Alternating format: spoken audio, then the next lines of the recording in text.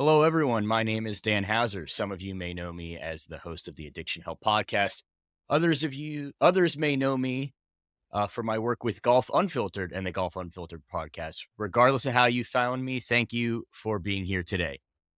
On the Addiction Help podcast, we start off every show by saying that we are there to talk about the latest in news, sports, and entertainment as it pertains to addiction recovery, and mental health. Well, on this show specifically, we are going to focus on that second topic, and that is the world of sports. So, without further ado, welcome to the debut pilot episode of the Victory Over Vices podcast.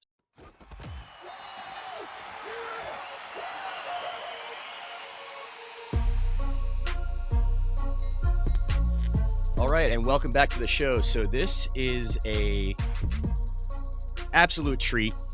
This also feels a little strange because, as you can see on the screen right now, I am joined by Adam Fonseca, the founder and host of the Golf Unfiltered podcast, a podcast that I do somewhat frequently appear on, as we talked about in the introduction earlier, that many of you may have found me through that. So this is a little strange because I'm the one now kind of leading things today. But Adam, thank you for joining me today. I know when I was putting this pilot show together, I wanted to touch on a little bit of gambling, Phil Mickelson, and the Billy Walters story. And immediately I'm like, I got to get Adam on to talk about this because you and I have had plenty of conversations about this off air. So I figured let's go ahead and kind of bring some of it onto the air. So thank you for joining me on the pilot episode today. Yeah, man. Thanks for inviting me.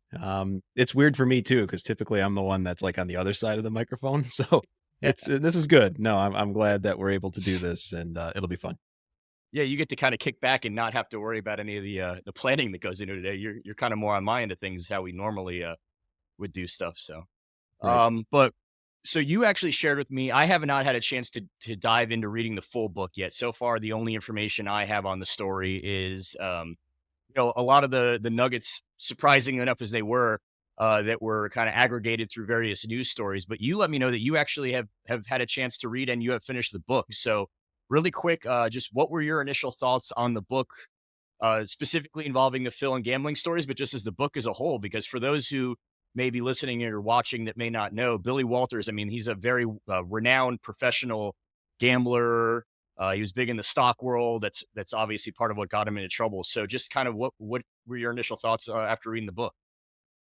Well, going in, obviously I picked up on wanting to read the book because of the Phil Mickelson tie-in and us doing the golf thing. I wanted to, get the gossip, so to speak. And the title itself of Gambler, living a life on the secrets from a life at risk is the name of the book. And so, even just from the title itself, I knew there was going to be some biographical element from Billy's life in the book. And, reading through it, I would say that it's an easy read. It does come across a certain way where Billy comes across as wanting to kind of just share his side of the story, obviously, but also, look, you may have heard some stuff about me, but here's what really happened type mentality. And so you get a healthy dose of his backstory growing up. It's more of an autobiography than just a gambling story. Now, that being said, there are some aspects of the book that do go into what can only be described as just dangerous gambling behavior. I mean, it's absolutely absurd, some of the things and the dollar amounts that he was throwing around. And then, of course, there's the element of who he gambled with, which brings up, Phil Mickelson. And I was surprised to the level of detail that Billy goes into his relationship with Phil in the book. And it's only a couple chapters, but they're detailed chapters. And so I was actually surprised. I'm sure we'll get into it, but I was surprised that he went into that level of detail without caring about, any backlash from going into that level of detail. So it was very interesting overall. Yeah, and I think what makes this story so unique and a reason why I wanted to dedicate time to it, especially on this pilot episode, was because sure, Phil Mickelson isn't quite at that Tiger Woods or LeBron James level where he truly transcends sports from the standpoint that somebody who may know nothing about sports knows the name Phil Mickelson, but certainly in the sports world, and since obviously this is a sports themed podcast, in the sports world, everyone knows the name Phil Mickelson. I mean, not only is he one of the bigger names and more accomplished golfers in kind of the modern era, I think there's an argument to be made that you could argue he's a top 5 golfer of all time. So the fact Mhm. that, and once again, in the sports world and specifically within the golf community, which Adam, you and I are obviously a big part of, Phil's gambling habits were no secret. There was never a secret. I mean, his Tuesday money games that he would play on weeks when he was at PGA Tour events, obviously well known, very famous. A lot of stories have come out about that.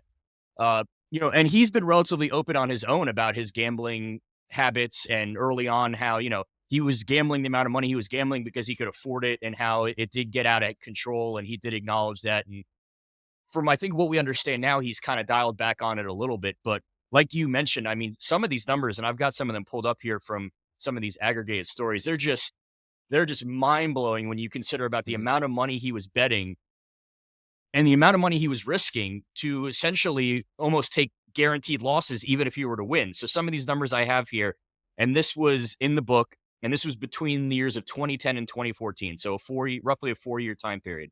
Phil Mickelson bet $110,000 to win $100,000, a total of 1,115 times.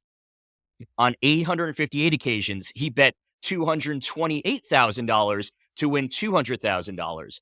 The sum of those 1,937 gross wagers came out to more than $311 million. Then, and this is where it really gets crazy, in 2011 alone, he made 3,154 bets, which came out to an average of nearly 9 bets per day. On one day alone in that year, June 22nd was the exact day, June 22nd, 2011, he made a total of 43 bets on Major League Baseball games, resulting in $143,500 in losses. So there's a ton more, and we'll get into the few more of these in a minute. But let's just start with some of those numbers. It's no secret you and I have made our fair share of wagers in our lives. Um, I can say that when I can't speak for you, obviously, but I can say in the times that I have done it in my life, I have been incredibly calculated with Oh what yeah. the wagers that I've done. Obviously, I've done it for very, very small amounts of money, and it's usually only when you could say the quote unquote the odds were in my favor. Right. I absolutely am not going out there or at any point and wagering an amount of money where even if I win, I'm not even winning back the amount that I wagered. And then on top of that, you're also risking all that money for the chance to win, less than what you're even putting out there. So, yeah, I think those are kind of the bigger step. I think those are the ones to me. When I saw those, it was like, wow, okay. So we knew that Phil loved to gamble and we knew that, he hasn't always had the most healthy of relationships with gambling, but those are numbers that are just staggering even for what we've known about Phil and his history. They really are, and I think it just speaks to 2 things. One, it speaks to just the amount of money that this man has made, in his career, both on the course and off the course. I mean, sponsorships and certainly the money games like you had mentioned, just playing friends and other pros on Tuesdays. But it also speaks to what is quite clearly it's not an obsession, it's not a hobby. This was a and is a full-fledged addiction for Phil Mickelson. And the same can be said about Billy Walters. Let's be fair. Now, in the book, Billy goes into detail about this, sophisticated, well, some level of detail about this sophisticated system that he would use. He employed many people to help him make the bets that he made. And what's interesting is Phil Mickelson didn't even come into the picture until he approached Billy Walters in a locker room at a pro-am and said, "Hey, I understand that you accept partnerships." And I'm paraphrasing a little bit. And what that basically meant is that Phil Mickelson needed to work with somebody else in order to place wagers the size that he wanted to place. And so if you get to that point where you need to start finding people that will actually accept the bets that you want to place and the numbers that you just read, when I got to that point in the book, I remember I was laying in bed because I read at night and I had to put my Kindle down. I couldn't believe it was make believe numbers on a page to me. It was just obscene. But to your point though, too, Dan, I mean, and understanding the context of this show, it's everywhere now. You and I are very casual players. I mean, I might throw $5 on a parlay every so often. And that's about the extent of what I'm playing with. But you can't watch, we just had week 1 of the NFL season. You can't watch any sport without being inundated by commercials for sports books everywhere. And I live in Illinois, so it's legal. It's everywhere you go. And certainly I hope people aren't wagering the dollar amounts that Phil Mickelson was wagering, and Billy Walters certainly. But I mean, it's a part of everyday life now, whether we like it or not, and whether it's helpful to people partaking or not.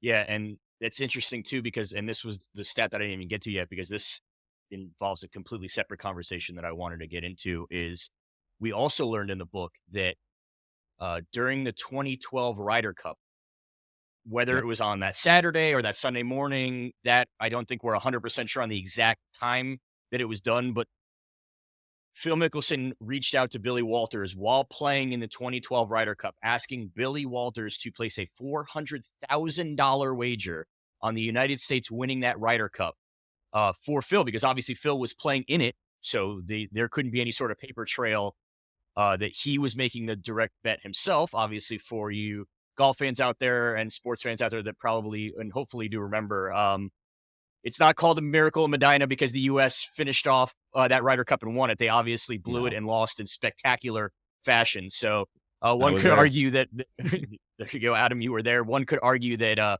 Billy Walters that day, because he was like, I won't even cross that line, save Phil Mickelson $400,000. But that's besides the point. Phil wanted to place that bet, and immediately when I saw that particular part of it, that immediately made me think of the names like Pete Rose, Tim Right. Donaghy, Calvin Ridley, all people within their sport betting on their sport and obviously paying a very steep price for it. If you look at Pete Rose, he bet on baseball.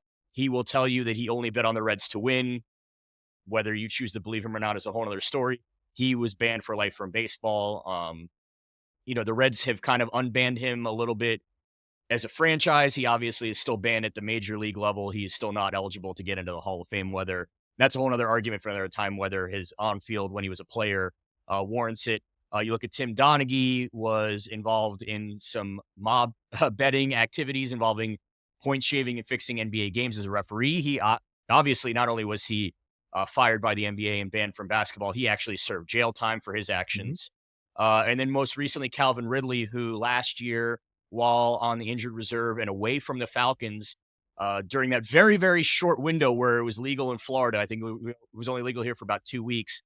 He made some bets legally in the state of Florida on the app that we had down here on football and on the Falcons, and he was obviously suspended for a year. He's now back this year and looking pretty good, at least after week 1 with the Jacksonville Jaguars. But so you look at, oh, and then of course, obviously, in this past offseason, right before football season started, we had stories coming out about players on the Iowa and Iowa State Yeah.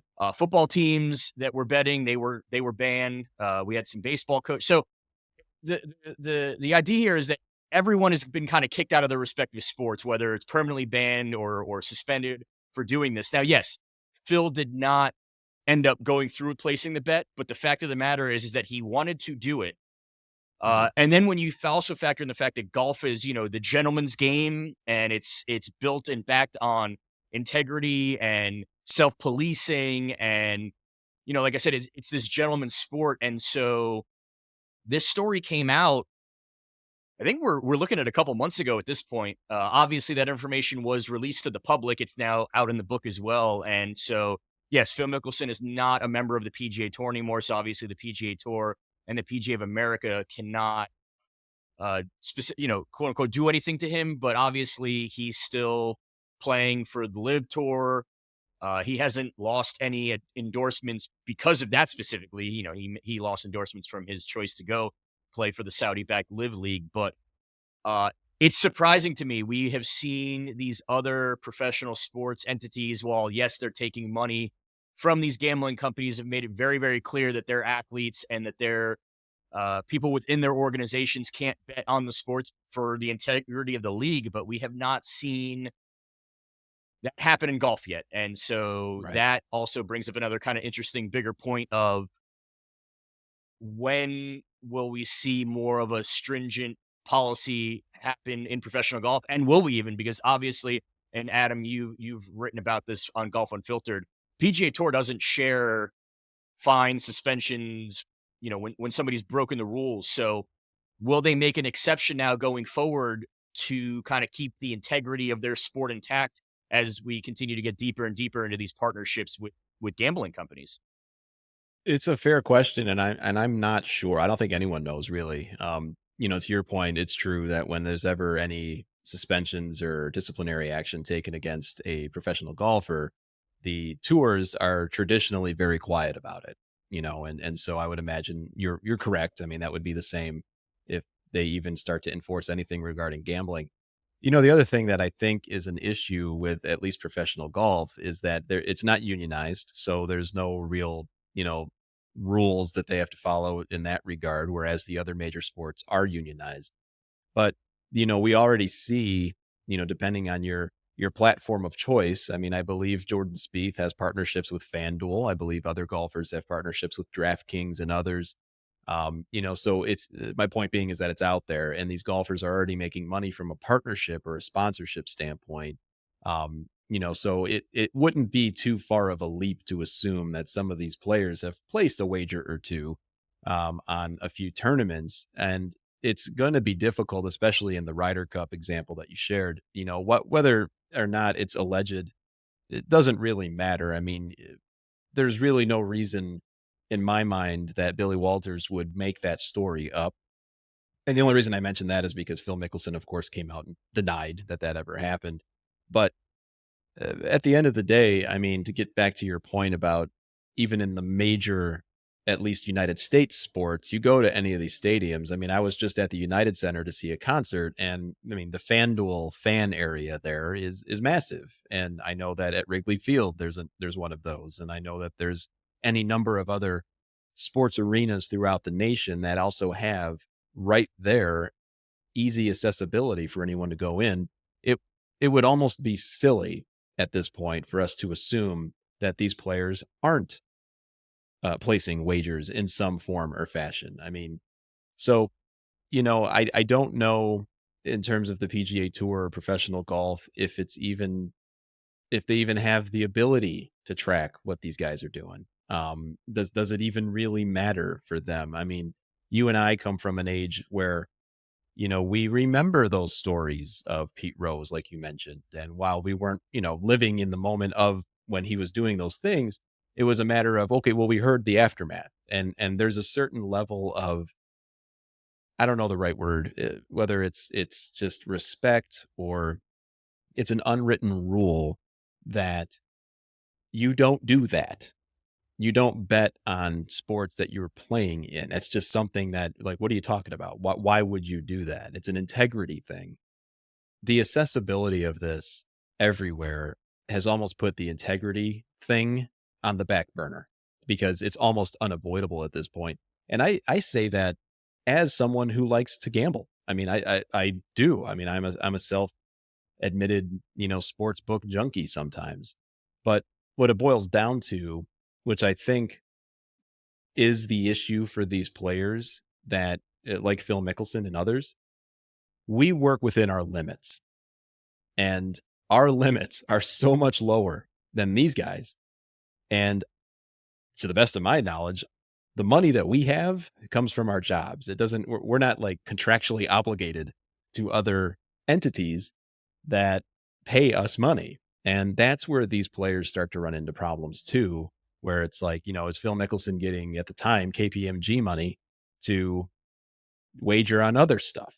It's a rabbit hole that you could easily go down, all the way to the point of why did he even sign with the Saudis in the first place? Did he have some gambling debts to cover? You never know. Probably we would assume that that's probably the case. So yeah, it's a circular conversation, truly, and it's a rabbit hole that's deep. But I think really at this point, Dan, it's kind of unavoidable to assume that these guys are most likely placing wagers. It's important to note too that for the to the best of our knowledge, the amount of money that Phil Mickelson has been gambling over his lifetime are numbers that he can afford. Like you mentioned, we're not really sure.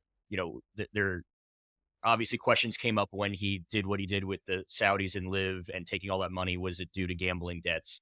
As far as what the public knows, so yeah, I do want to mention that too because I did mean to mention that off the top. Obviously, you know, if you are betting within your means and you are doing it in a way that's responsible, obviously we're not saying don't ever place a wager. Like you mentioned, Adam, you place wagers. I've been known to have placed the occasional wager too, especially around Super Bowl time.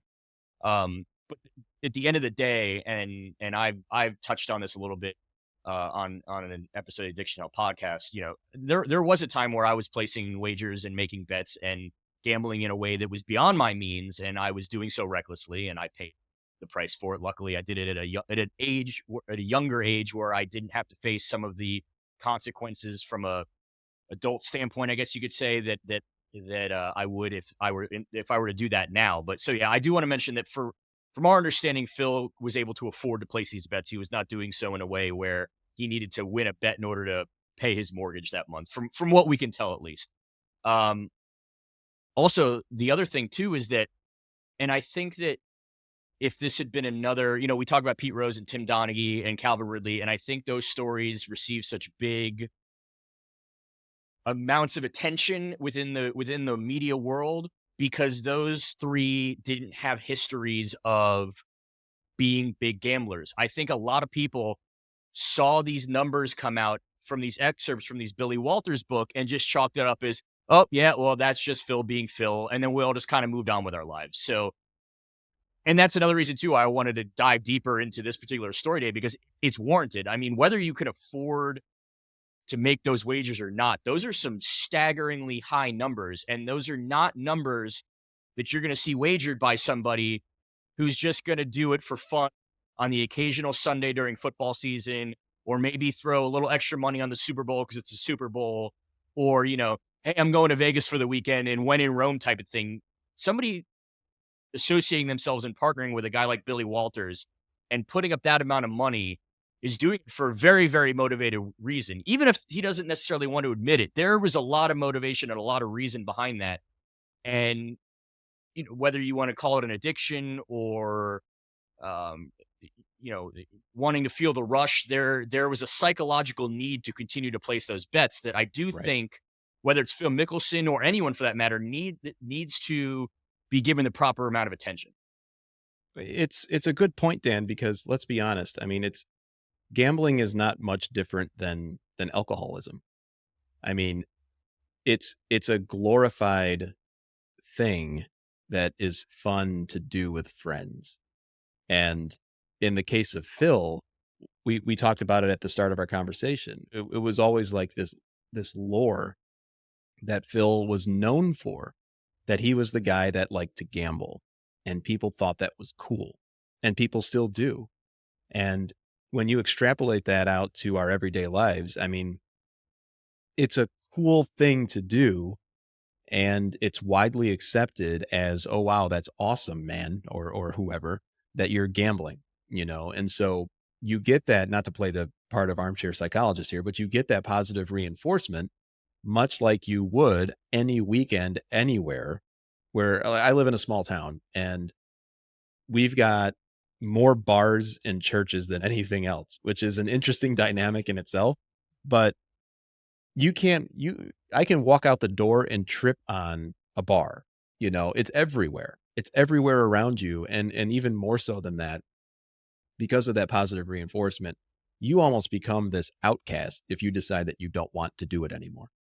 And I think that, and again, there are experts that I'm sure you've spoken to that are much more, adept at this than I am. But I would imagine it's not too far of a stretch to say, if I were to go out and stop and completely quit cold turkey, whether it be, insert vice here, my peers, my social circle will look at me differently and they will judge. And I think a lot of that is probably deflection to some degree. But on the other side, it's like, all right, you were cool with this a week ago. How come you're not cool with it now? you know?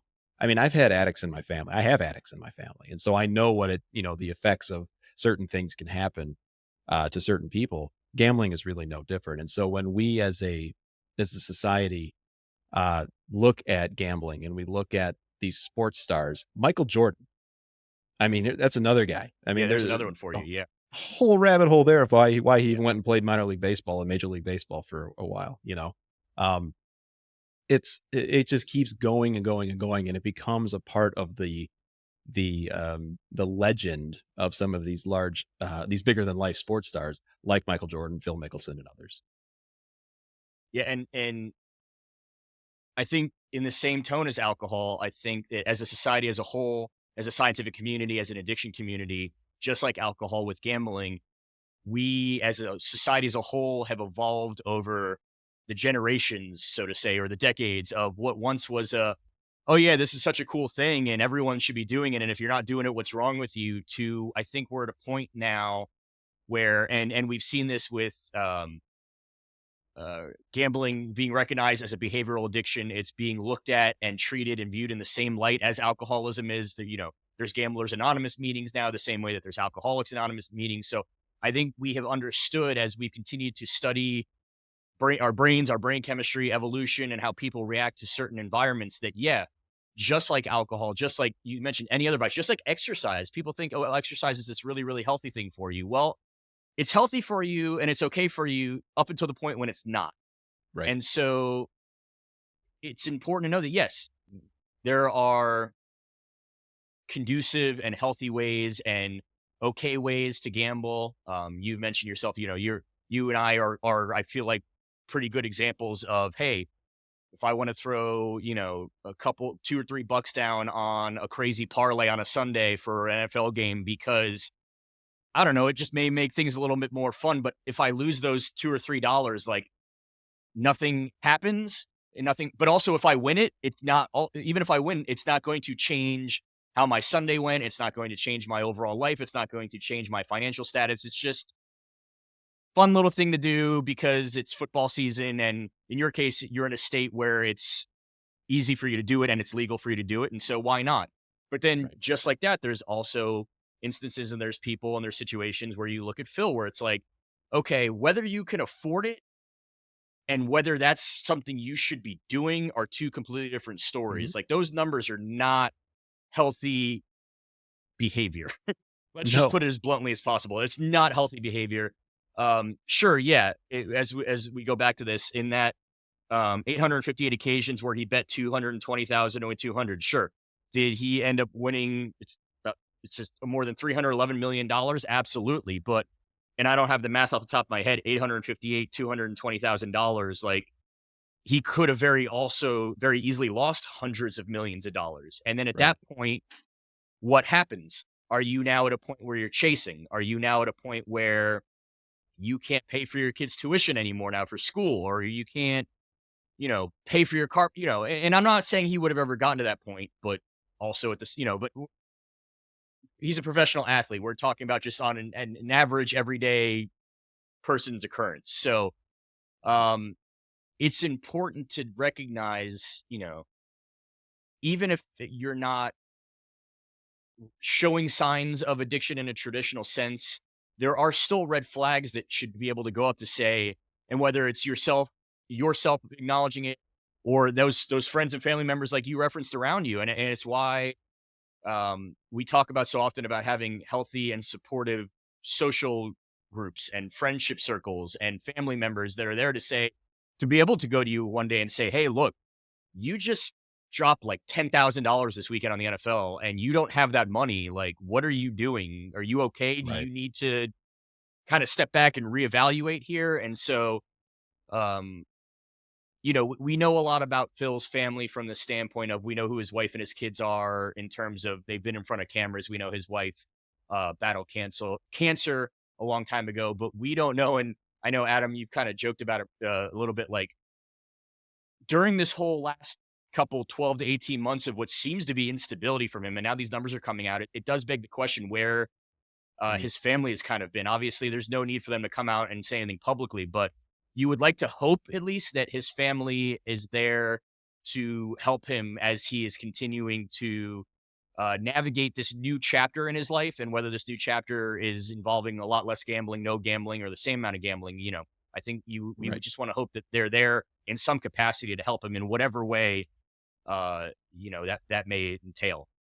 Of course. And I mean, these again are larger than life individuals. They're public figures, but they also have that private family. They've got that private side that you and I take for granted that they just simply don't have the luxury any longer of, keeping quiet. And so, yes, Amy Mickelson, the absence of her nowadays compared to what it used to be. I mean, it's almost it's impossible to not, draw assumptions as to what might have happened or what's going on behind closed doors, which honestly is none of our business. And it's a thing that, to get back to what you said, which I think is a really good point, Dan, is it's that moment when you have to, as a good friend or a good family member or partner or whomever, you need to be able to have some bravery on your end as well to speak up and say, hey, so and so, this isn't good behavior, and I'm saying this to you because I care about you.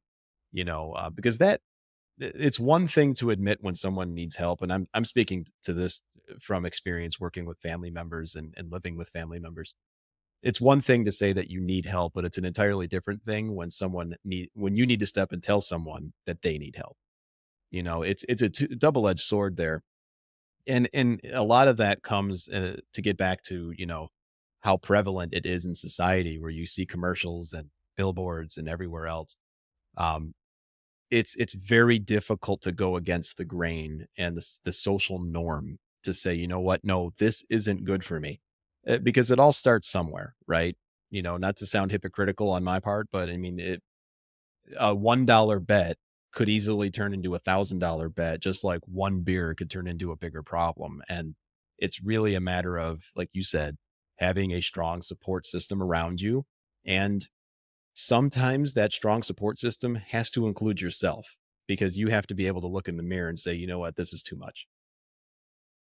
Yeah, I mean, at the end of the day, and we talk about it all the time. You can't truly get help unless you want to be helped, obviously, and beyond that too. When it comes to physical ailments or other things going on in our lives, doctors will say, "Well, listen to your body. If your body's telling you something's wrong, then chances are something's wrong." That Yep. applies to your brain too. Like if your brain is telling you, "Hey, this is not a good idea. You probably shouldn't keep doing this." It's a good idea to listen to it. Your It really brain, is. I mean, your brain knows all. Your brain is like the central your brain controls your whole body. So if your brain is going to you and saying, "Hey, listen, this isn't good. Don't do this." I know it's easier said than done, but obviously, don't listen to what it's saying and don't keep doing it. Or if you Yeah.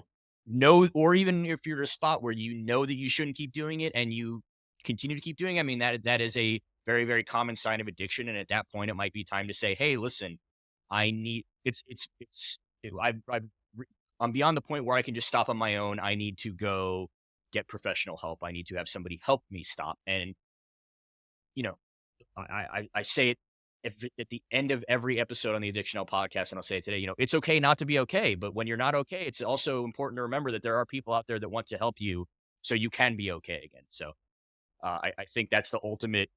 We've gone about it in a very roundabout way, but like everything else in life, there are vices. Gambling can be one of them, and for some people, it's a fun thing that they can do with no real harmful, unintended consequences, and for others, they're not. It's not. And if you're on the latter end of that, it's okay to just say, "I can't do this anymore," and figure out ways to help yourself stop. So, Adam, thank you so much for coming on with me. You This was got a it. great little role reversal we had today. Adam, Golf Unfiltered. You can follow him on Twitter at Adam J Fonseca. You can also follow the Golf Unfiltered account at Golf Unfiltered on Twitter or X, whatever we're calling it now. Also, Golf Unfiltered is the handle for all the other social media platforms that you may go on instead of Twitter these days. So TikTok, Instagram. I believe you're also on what's the new Instagram version of Oh, Twitter? I'm threads. drawing a blank on it at the Yeah. moment. Threads, yes, Golf Threads. Unfiltered Yep. is also on Threads, and then of course you can catch Adam and I weekly on the Golf Unfiltered podcast, as well as the Golf Unfiltered website at golfunfiltered.com. So Adam, this was awesome. Thank you so much for coming on with me today. You got it, man. Thanks for the invite. Anytime. And congrats to you on doing a great work with this show and the other things that you're doing. So it's good stuff, man. Thank you so much. Thanks. All right, that'll do it for today's show. Thank you so much to Adam from Golf Unfiltered for joining me today.